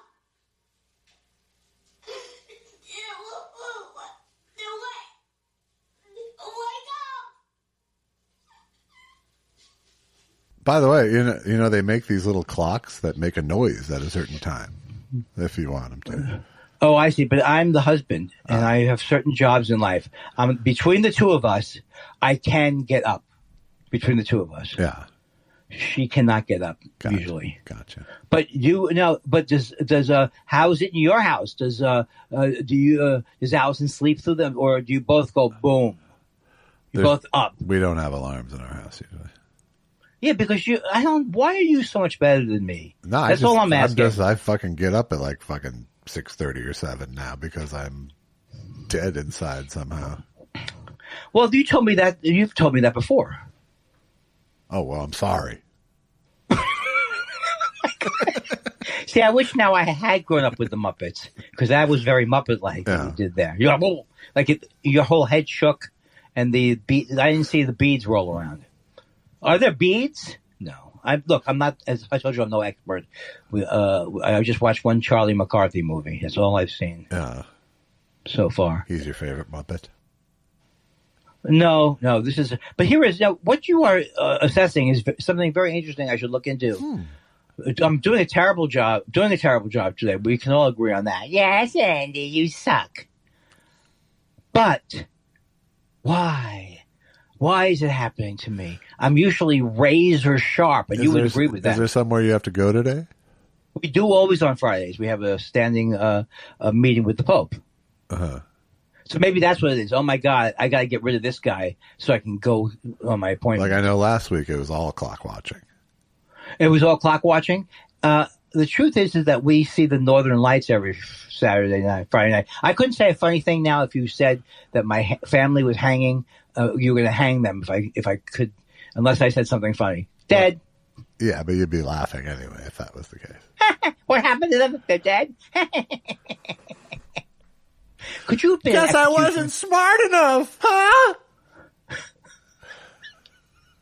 That's the sad part. Is that how you would that make you? Would that be schadenfreude if you on my deathbed? Is it because I'm stupid, God? Like you're just supposed to be? It'd be like funny outtakes of deathbeds, deathbed deaths. Yeah. Funny. I'm sorry. I'm sorry. I didn't believe you, atheists. You were right, atheists. Okay, back to one. Back to one. Back to one.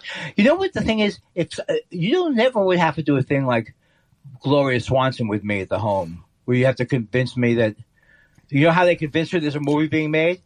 You have to do the same thing with me with a podcast. There's a podcast. No, you just open the fridge and the light comes on. That's it. That's it. Anyway, so like that, right? Just all over the house. Anyway, so what else is in the news? Right. Yeah. All right. I read. Look, I did a great fucking joke. No. You listen. Okay, so let's go to it. First of all, today I read Being There this week. The book. Yeah. What is that? What's the name of the guy? Patty Chayefsky? Jerzy Kosinski. Did he write it as a book first? Yes. Oh, wow. That's cool. I think I should have known that, right? Probably, but it doesn't matter. It's I think it's a better movie.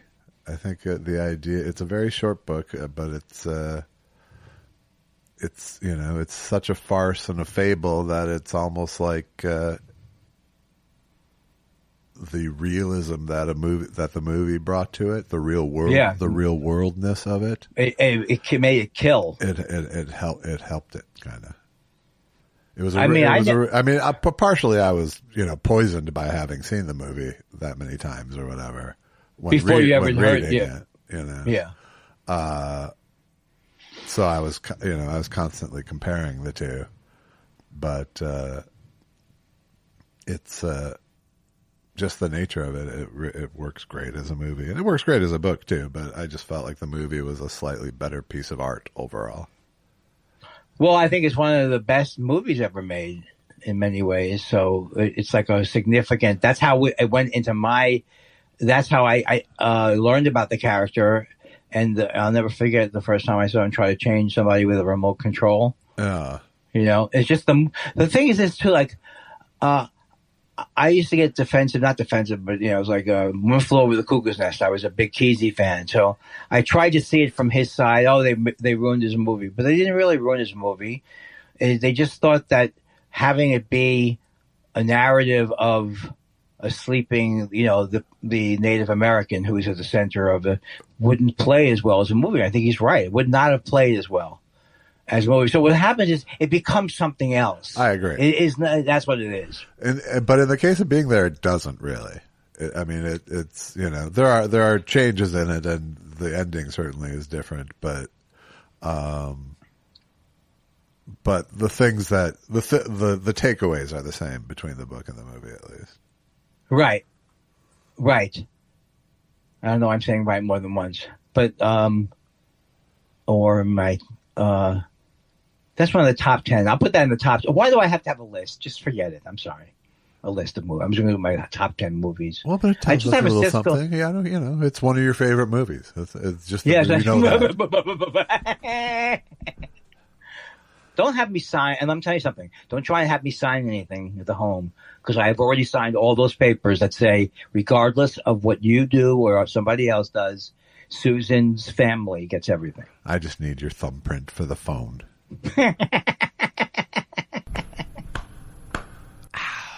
It's time for questions.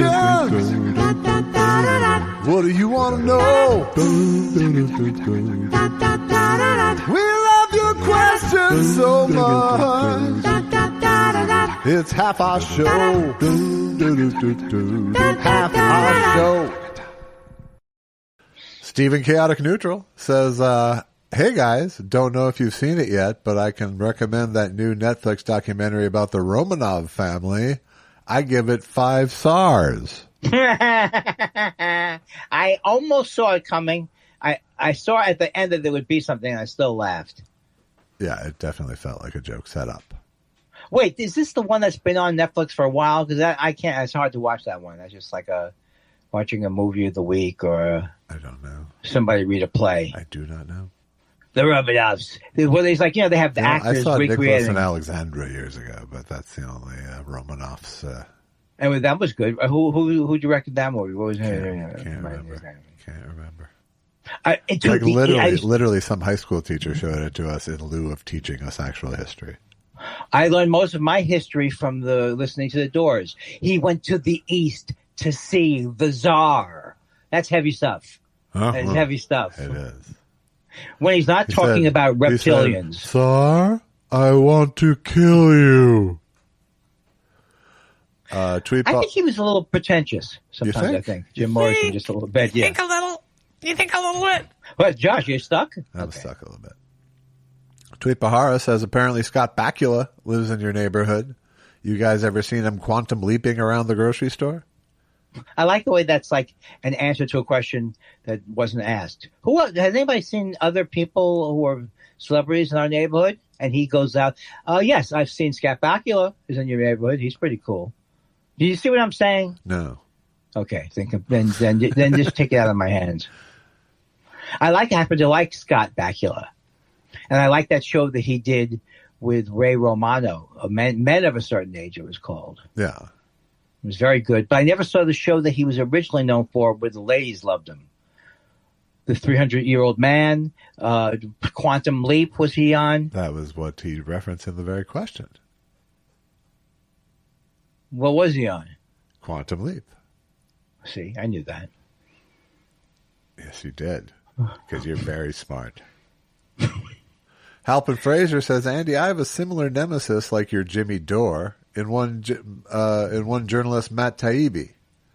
He's the worst. Oh, my God. I hate him, too. Who I once respected. He has turned from anti-Cheeto to full-blown Substack psycho in the last few years. Well, what happened with these a-holes a la Russell Brand? Rubles. Well, I think that he's saying rubles, as in, is it the Russian? Oh, right. Yeah.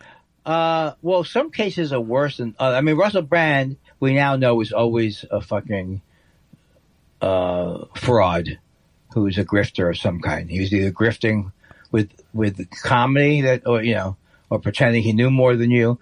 But other ones are disappointing. What did we talk about? What did it start with? This question. Matt Taibbi. Matt Taibbi was. Yes, he is really terrible. Matt Taibbi and Glenn Greenwald. Put Glenn Greenwald in there.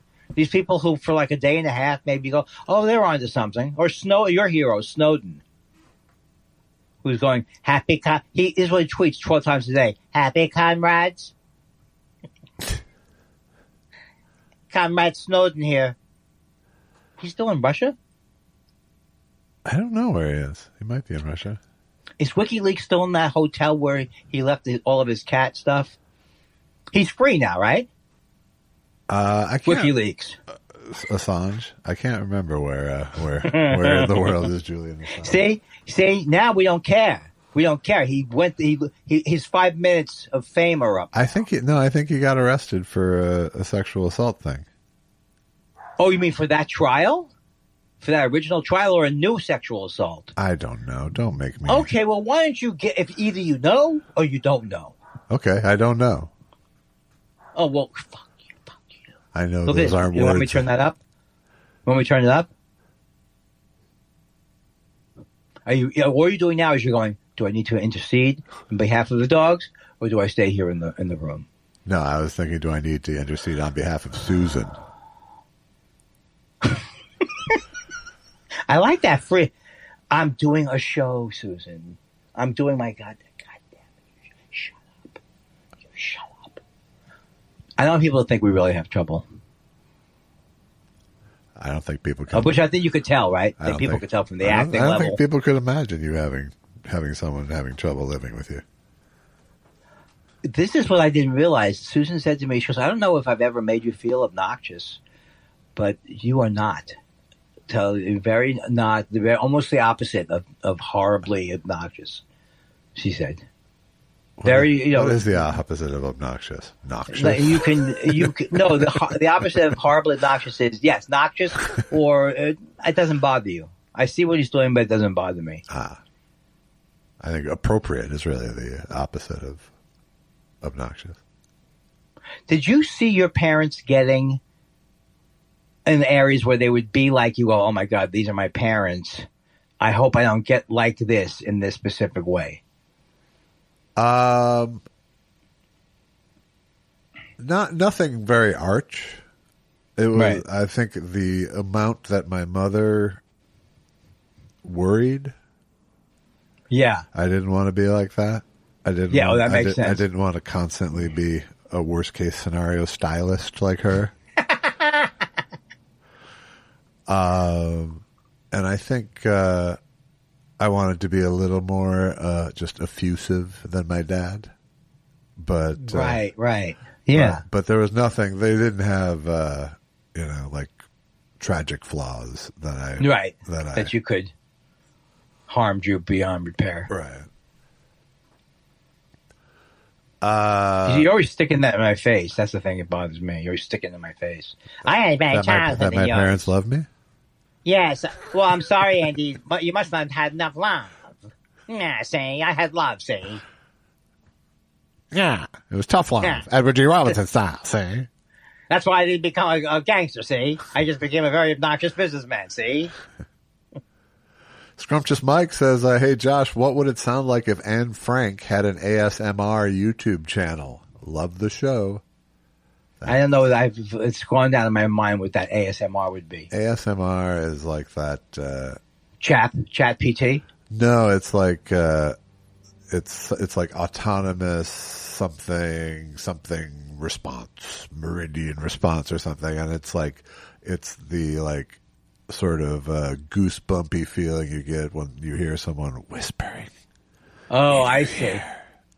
Oh, I don't like that. And so there are actual like YouTube channels of people just doing this, talking. Boys, is it dynamics or they just whisper? There's a set of sounds that trigger this response in humans. Apparently, I have not dove into this, but I just see that it's a thing. More, much like I still haven't gone to ChatGPT or OpenAI and tried anything. It's like I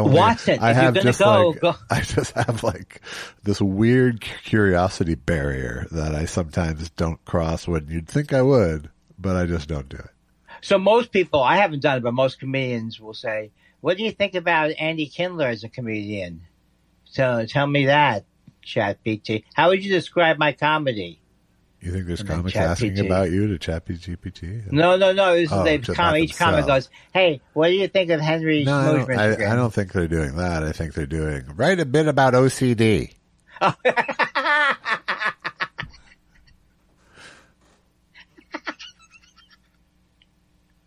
Viv and Lucy visit an old friend.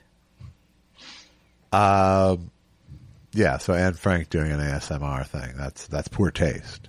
I don't like it. I don't like it, even though I've forgotten since then twice what ASMR was. I must blossom into womanhood very quietly. But that's not like, I took a dynamics workshop once, and that was different. That was like, hey, I got you.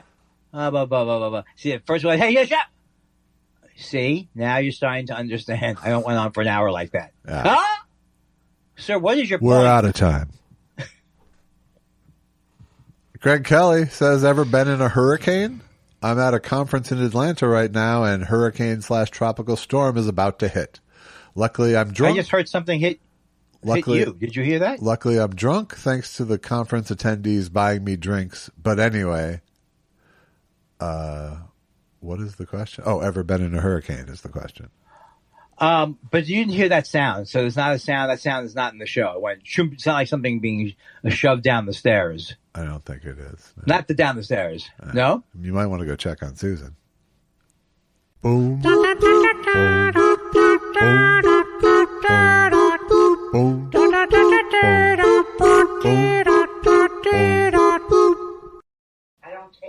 don't take Cialis. Unbelievable. I don't take Cialis. Unbelievable. She's all day she's asked me, have you taken your Cialis? Isn't that weird? Funny? No. Come on, you used to love me. And you used to feel bad about the fact that I was so selfish as a person that I couldn't listen. You even sent me to that doctor once. The doctor said, no, your ears are fine. You're not choosing to use them. That's what the doctor said to me. Yeah. Can you hear this? Boop. I said, yeah, I can. He goes, how about this? So it's not an auditory thing. Can you hear this? Boot. No. Can you hear this? No. Can you hear this? Andy. Yes. Oh my God. My God. I have my own payoff. I have my own 3-section joke written. And I have never been in a hurricane, to answer Greg Kelly, and I hope you're safe, and I hope all of our listeners in the Southeast are safe this week. I was in a hurricane in New York City, but it couldn't have been that bad because, they say you have to hide, but that's the last I heard of it. You have to hide? No, it was more like, well, I'm maybe mixing up the eclipse. You're not supposed to look at the sun. I'm mixing up the eclipse with a hurricane. Don't stare into the eye of a hurricane. Helen, I'm sorry, Helene. I have been in a typhoon. I've been in a strong typhoon in Hong Kong. Well, does that mean you have to be on a boat? No. Was that scary? No, just very rainy and windy. Okay, so it didn't throw you off your eating that food schedule, that fantastic food. It did not, no. Oh, that's good. Johnny Whoops says, hey, Pussy Lickers pals. For every success in the industry, and by industry I mean the business, that each of you have been, there have been dozens, if not thousands, who have tried similarly and not found success. What do you have that the others didn't? Well, this is like a 9-hour conversation. I believe that the very act of saying I want to do something and on some level, and then you don't give up because you still want to do something on some level, I believe you will get the rewards will come. But if you say I'm only going to do this show, I'm going to do this podcast show but I have to know that it's going to be the greatest thing. That's where I think most people go off the tracks. They go, should I do a podcast? Let me think. I got nothing. But as if that would be how you do a podcast. Or as if they do it with stand-up, too. You know, people say I'm funny, but I don't know. Should I? That type of thing. Yeah, I mean, I don't know if it's all about personal manifestation or not. I think. I don't know if it's all about personal manifestation. I mean, it's, you know. Have I ever had one thing to say that was profound? No. Let's move on so I don't call attention to my own lack of depth. Okay. I won't explain show business. Sorry, maybe next week. Stephen Elton Yates says James Adomian was great on the show. Who's next? Emo? Jen Kirkman again? A third grade comic? Well, I was very proud of myself for going out of my way to promote my own podcast this week. I said, come on, listen on. James Adomian is on, and it's fantastic. And I assume the bump was registered. The what? The bump was registered when our numbers come out. I'm sure. Have you looked at the analytics recently? I stopped that years ago. I know. It was bringing me down. It's like insulting at some point. Halpin Fraser's back to say, Josh and Andy, last week's test show with Adomian was great. I also really liked, among Andy's hundreds of music references, his singing Bada Babu using my hair. Bada Babu. I don't know what that is. I don't know what that is. Bada Babu. So now I have to listen to the show. Oh, yeah. You give me a little kind of a glance over there. It's like you're looking over reading glasses. I'm moving to Instagram, so I'm. You know. Can you call it the gram at least? All right.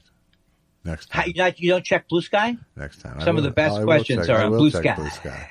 Thanks to you, I will check Blue Sky.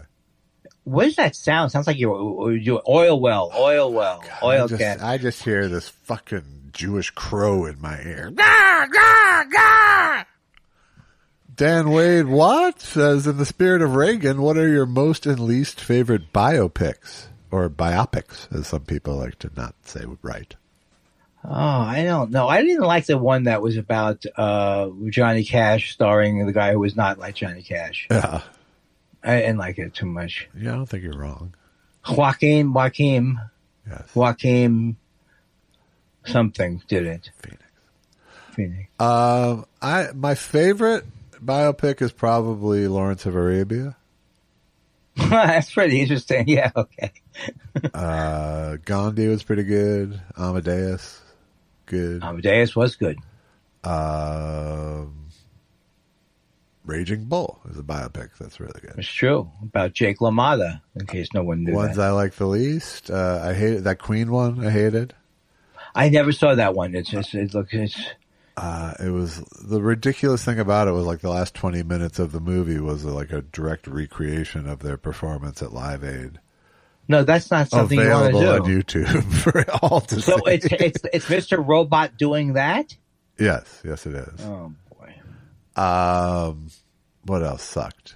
I just saw recently again, which I used to like, but now I can't go there anymore, is Spirit of St. Louis with Jimmy Stewart as Charles Lindbergh. And it's I have never seen it. I could not see that. Turning that fucking Nazi into Jimmy Stewart is... the Nazis! The Nazis! It was Billy Wilder who did it, too. It's just very upsetting.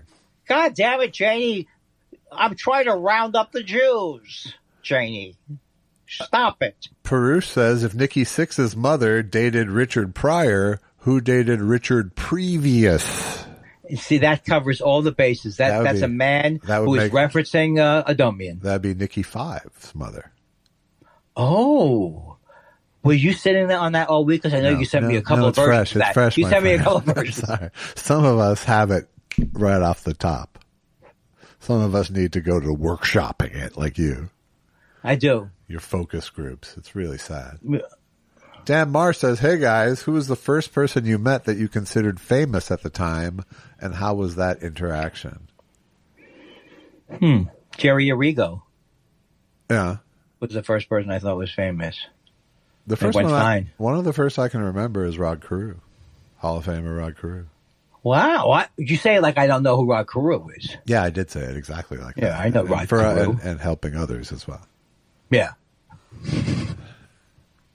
But I think but you see, anybody I say will be people I said after I started doing comedy, like meeting Chuck McCann. No, this is as a kid. After as a kid. We're talking about first person you met you thought was famous.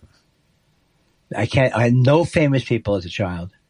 And Janice Ian had grown up near me. I was like, when's she coming over? Nothing. Yeah.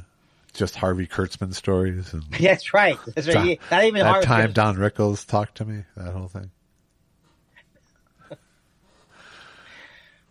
You know, you're going to get a lot of blowback from the contingent of the show that loves my dad. That was supposed to be you. Delicious Mick says, the Pope was on TV the other day, and it looked as if he was wearing a pancake for a hat, basically an extra-large kippah. Got me thinking. The kippah is conveniently the exact size of most men's balding crowns. It's like a religious toupee, covering the flesh kippah beneath. Can you enlighten us to the origin of this sneaky bonnet and its religious significance? Yes. Do either of you still don this? He says don, but it's don this fabric shield. Andy, unblock me. I will. Let me write that down. Is it Delicious Mick is who I should unblock? Oh, you're getting Delicious Mick. I'm going to unblock him, but after the show. All right. Did we answer the question? It's you cover your head in respect to God. Yes. Because though God is everywhere, he's also directly above your head, apparently. Right, and you're supposed to be reminded of his presence in a negative way by having an itchy hat. The thing about bald guys and kippahs, though, is that like if you wear the small kind of nice knittish ones, you need a bobby pin to kind of hold it on, and if there's just no anchor when you're bald. I found out at my most recent bar mitzvah. There's just no good way to keep a little crocheted kippah on your head anymore. It's not. It's that the whole story is depressing. I'm very upset about it. Wait a second. I have a nice head of hair. Sorry. Oh, and here's another Jew basher. Ted Toon says, my girlfriend and I drove to visit some friends on a recent Saturday. As we got to their neighborhood, we had to be careful not to hit all these Orthodox families on foot making their way to or from temple. I guess there weren't sidewalks or it was a choice to be in the street. Our friends who are Jewish, but not that Jewish, said they call them orthodeer. I thought that was so funny, but I don't feel like I can repeat the story anywhere but here to my parasocial Jewish friends. Thanks. Well, I mean, talk about it. It looked like you did a deep dive in the anthropology field with that whole thing there. No? This neighborhood has an orthodeer population that passes through. But the thing is, do they have to get a herd of orthodeer, apparently. Do they have to get home before sundown? No. No, they just can't drive. Oh, okay. On the Sabbath. Unless they have a Sabbath goy. Even then, you can't ride either. Oh, we're supposed to be ending now. How many more questions do we have? You want me to see if Susan? Let me check on Susan one more time. No. No. Okay. Well, let me give a couple more. Because you can usually really go through them and just give the best ones on the air. That's what I love about the questions. Wow. Because you go through, you go through them. Wow. What has happened to you? What has happened to just you? because I did a bad job today that I'm going to turn it around on you? Why do you have to turn on everyone? You know why? Because I wasn't... BuyMeACoffee.com/FlatSpiral. BuyMeACoffee.com/FlatSpiral. If I wasn't a Quaker, I'd punch you in the face. I would punch you in the face so hard.